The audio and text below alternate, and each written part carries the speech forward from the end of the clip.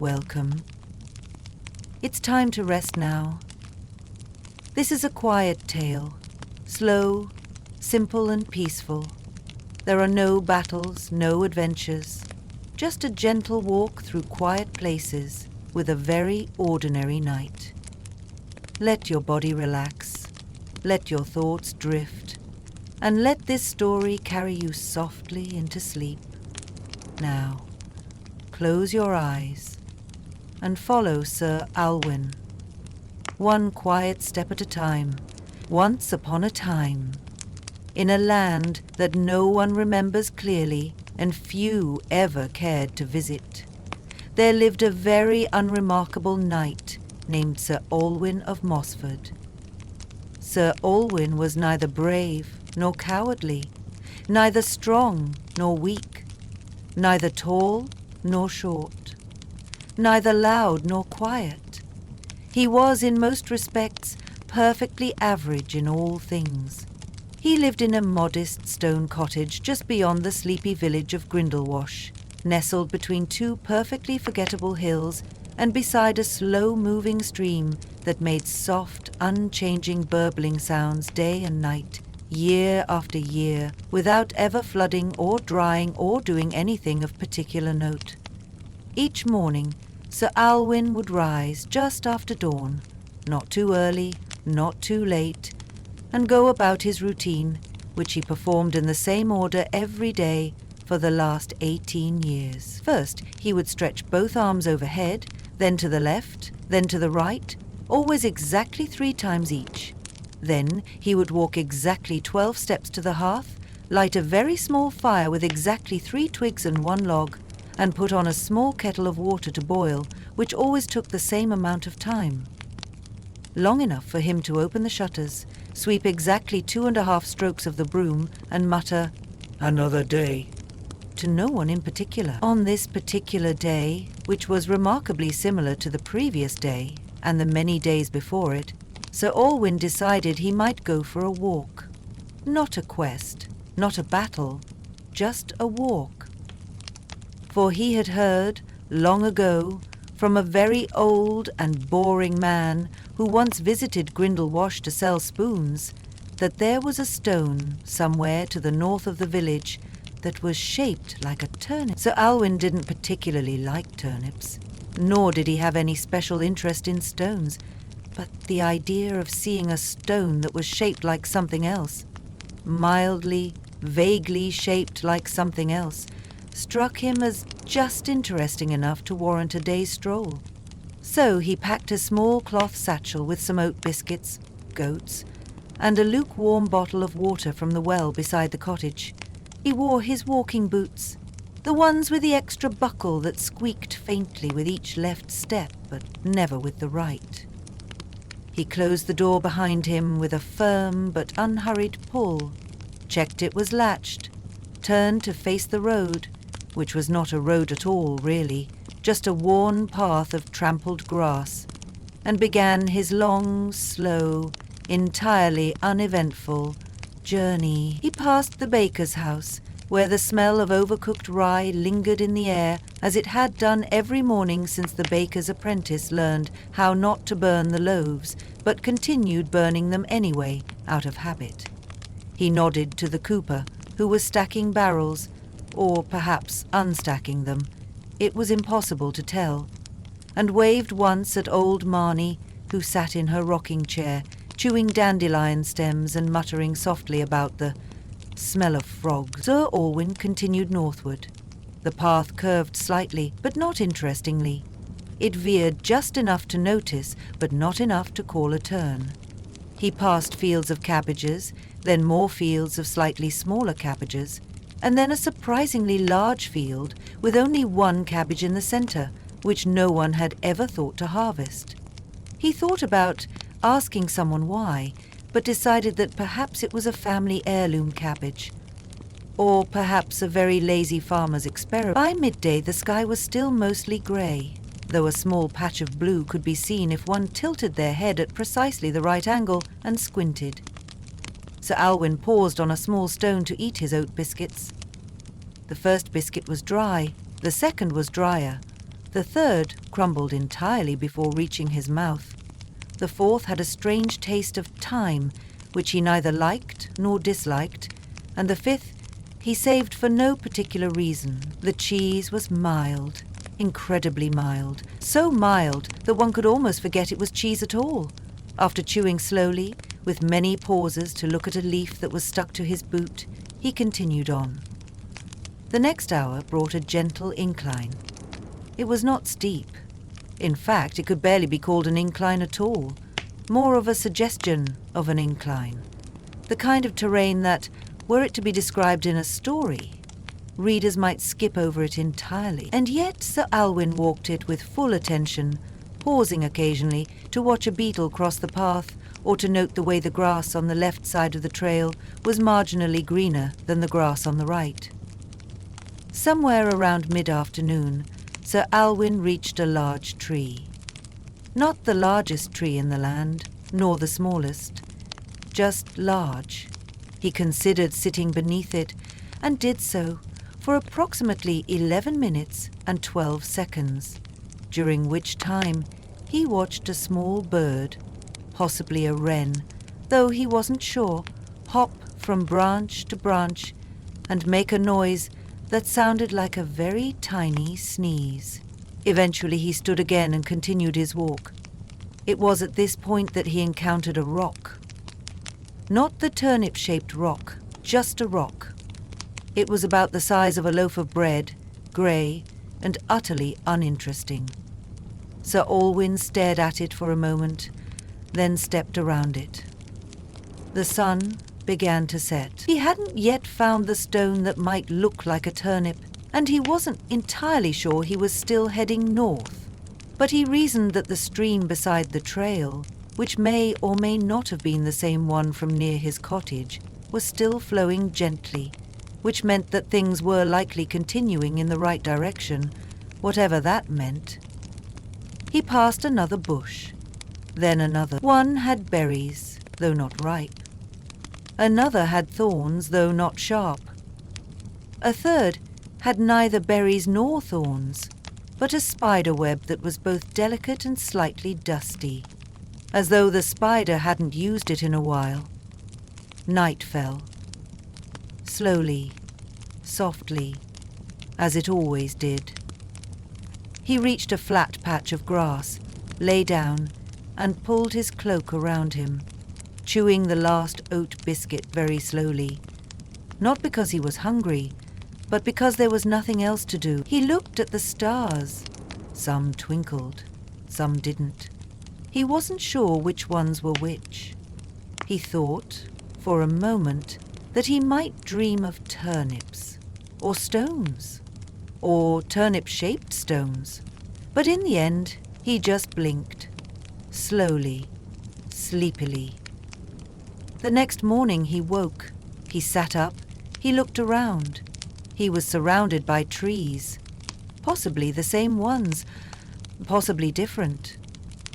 He stood, dusted himself off, and began walking again. North, probably, toward the rock that might just maybe look like a turnip, or not. And so it went. For days, weeks, maybe months, always walking, always thinking mildly about things not worth remembering. He met no dragons, fought no battles, saved no one, changed nothing, and in the end, he never did find the stone that looked like a turnip, but he never stopped walking. And that, dear listener, is the whole tale, or at least it might be. It's hard to say, because Sir Alwyn is probably still walking somewhere, quietly.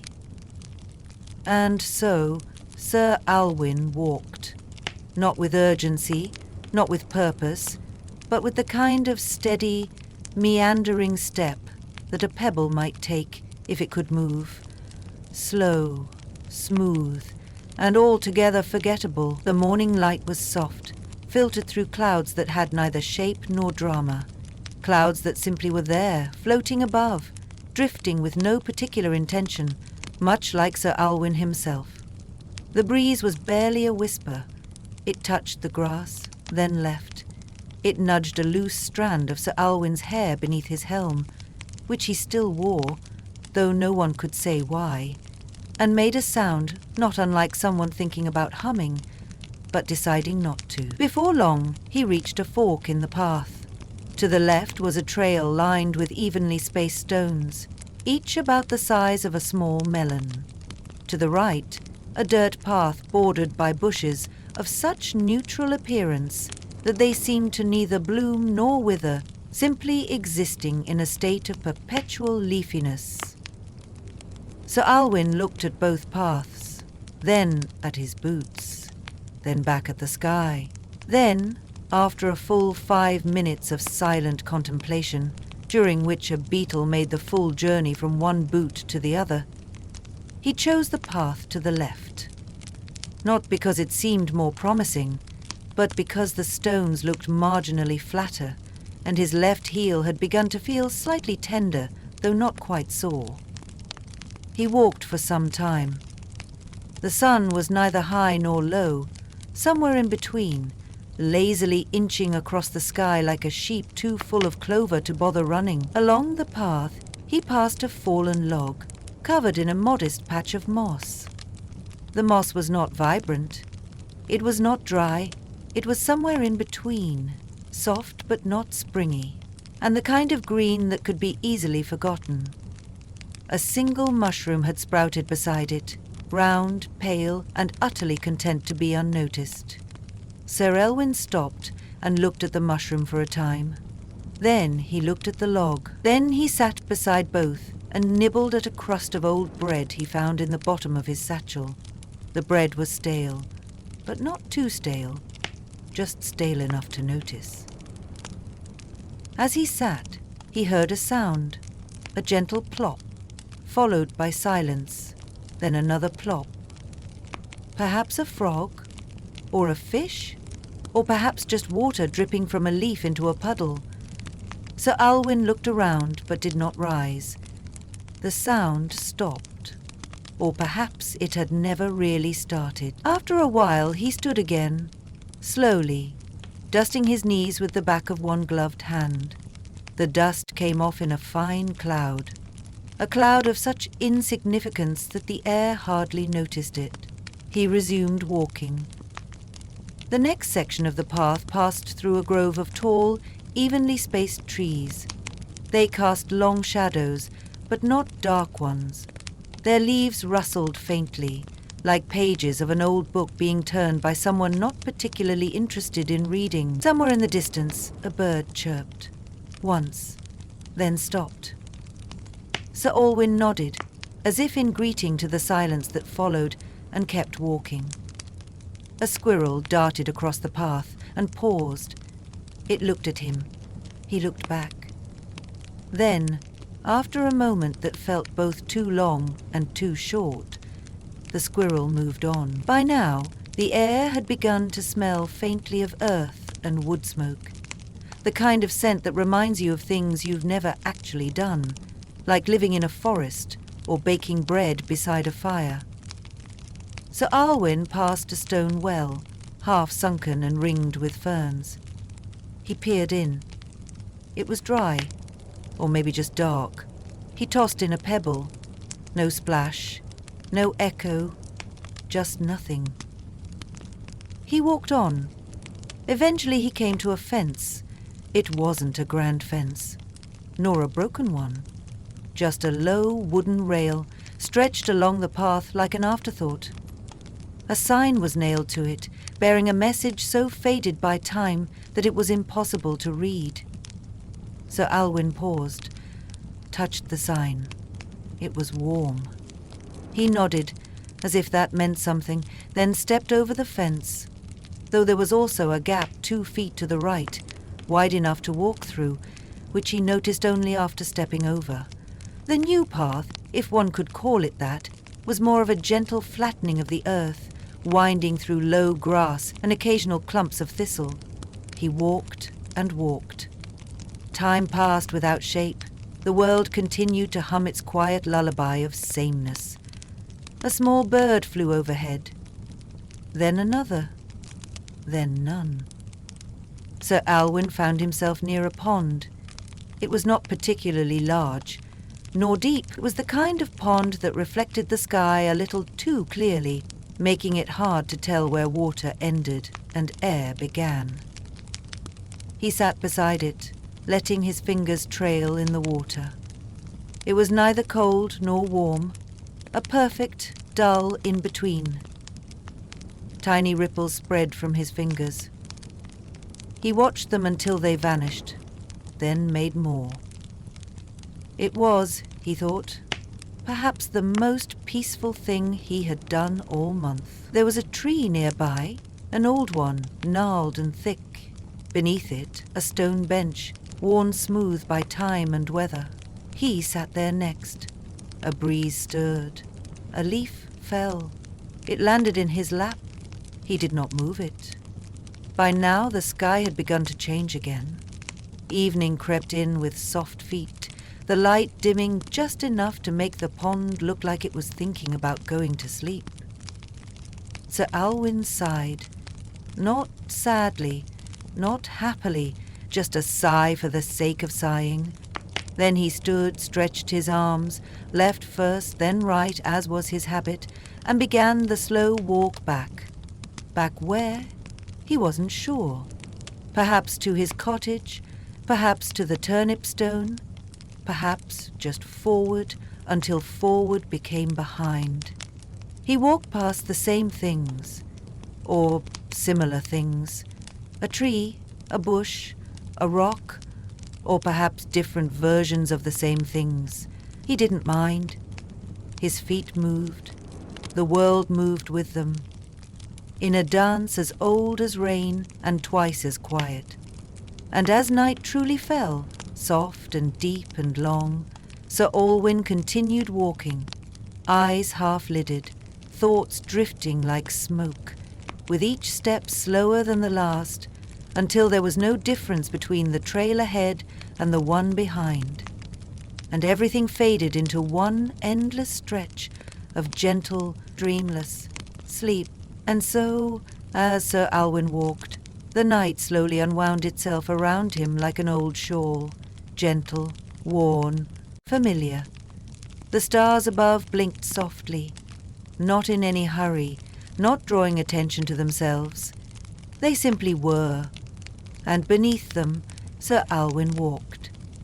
His boots made soft, steady sounds, the kind of sounds that sink into the earth and vanish. The left boot squeaked faintly, just as it always did, and the right boot did not. He didn't wonder why. It had always been that way. Perhaps the leather on the left was a bit tighter, or perhaps it simply wanted to be heard, just a little. He passed a cluster of trees with trunks so straight and narrow they looked like they'd been carefully placed by someone trying to arrange a very polite forest. They were all about the same height, all about the same shade of brown, and all entirely content to do nothing but stand there, breathing in wind and breathing out silence. Sir Alwyn walked through them, feeling the hush settle around him like dust in a quiet room. At one point he found himself beside a low wall made of stones, all smooth, all round, all grey. None were particularly interesting, but together they formed something that felt solid, safe. He rested his hand on it as he walked, letting his fingers bounce gently from stone to stone. The rhythm of it was comforting, like a song with no words, hummed by the earth itself. After some time, which could have been minutes or centuries, Sir Alwyn reached a field. It stretched out before him in every direction, covered in wild grasses that leaned just slightly to one side, as though the wind had told them a secret and they were all listening very closely. Fireflies blinked here and there, never in a hurry, never in patterns, just lights, drifting slowly, like tiny thoughts not yet fully formed. He walked into the field, and the grass whispered against his legs. A soft hushing sound, like pages being turned in a library no one had visited for years. The moon hung above, not full, not new, just enough to see by, just enough to cast long shadows that faded at the edges. Eventually he reached a small rise. Not quite a hill, more of a suggestion of one. At the top was a tree stump, old and hollowed by time. Inside, a single snail had taken up residence, sliding slowly around its curved edges, leaving a faint trail of shimmer. Sir Olwyn watched it for a long time, then sat beside it, not too close, not too far. He didn't speak to the snail, and the snail in turn didn't speak to him, but there was a kind of understanding, the quiet kind that needs no words. Both simply existed in the same space, at the same time, and that was enough. From this small rise, Sir Olwyn could see the field stretching out on all sides, and in the distance, a small cluster of lights, not bright, not loud, perhaps a village, perhaps just reflections on still water.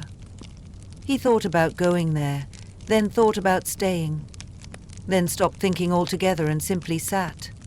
After a while, when the stars had shifted ever so slightly in their endless drifting, Sir Olwyn stood again. His knees made a soft sound, the sound of knees that have walked many miles without complaint. He nodded to the snail, who paid him no mind, and resumed his walk, down the slope and into a narrow path lined with tall reeds that swayed slowly, even though there was no wind. The path grew narrower, then wider, then narrower again. Sometimes the trees leaned in close, their branches like soft arches overhead. Other times the sky opened up, vast and still, scattered with faint constellations no one remembered how to name.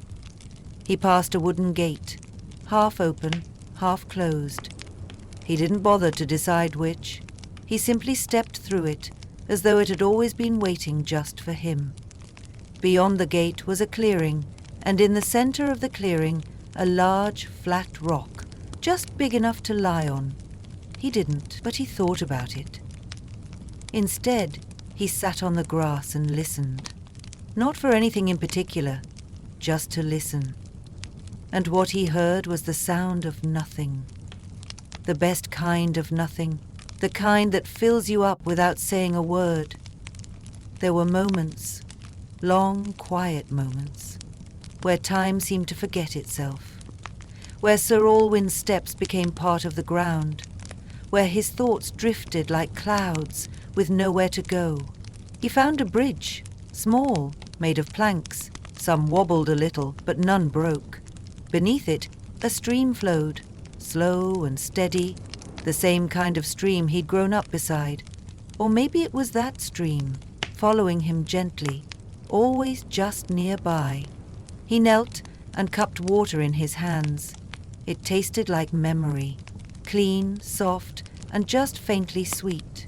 As dawn whispered at the edges of the sky, Sir Alwyn found himself in a meadow of sleeping flowers. They were closed tight, as if dreaming.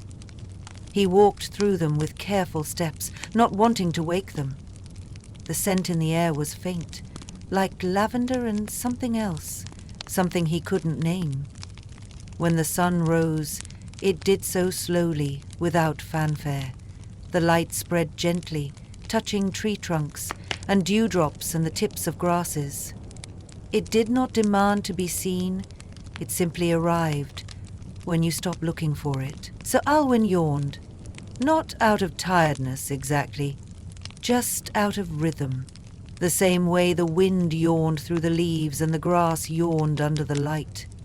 He found a spot beneath a tree, not quite in shadow, not quite in sun, and rested there. Not asleep, not awake, just resting. A bird landed nearby. It looked at him. He looked back. Neither moved. Later, much later, he walked again. Through more paths, past more stones, over hills that didn't quite qualify as hills, beneath skies that changed only slightly. He saw animals, small ones, rabbits, mice, birds, none of them afraid, none of them curious, just sharing the road. He ate a biscuit, not one from his pouch, a fresh one, still dry, still crumbling, but newer somehow. He didn't remember where he got it. Maybe someone had left it on a stump. Maybe it had always been in his hand. More hours passed, or maybe only minutes. He walked beside a wall of ivy, past a puddle that reflected the clouds, through a grove of trees that sounded like soft breathing, and every now and then he would stop, look around, and then keep walking, not searching, not fleeing, just walking. There were no endings here, only pauses. And after every pause, another step. The sun rose, then fell, then rose again. And Sir Alwyn kept walking, through forests, through fields, through thoughts that floated gently past and never stayed long. A trail of small, flat stones marked a path. He followed it. It led nowhere. He followed it anyway. At one point, he found a bench carved into the side of a hill. On it, someone had written something. The letters were faded, the message unclear. It might have said, "Rest here," or "Look up," or "Turn back."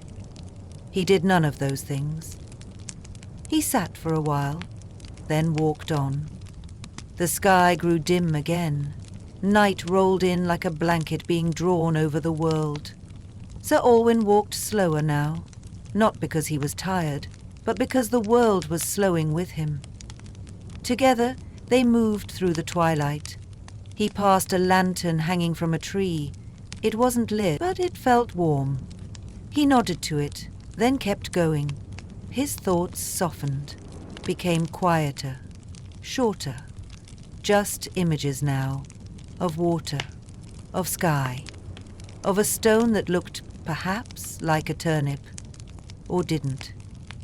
And as the world around him folded into sleep, so did Sir Alwyn's steps, one by one, softer, slower, until they were no longer steps, just dreams, floating, still walking, but now only in your imagination. And maybe, if you listen closely, you can still hear the soft creak of his boots, the faint sigh of the breeze, the whisper of grass beneath his feet, as Sir Alwyn walks on, forever quiet, forever gentle, forever dreaming.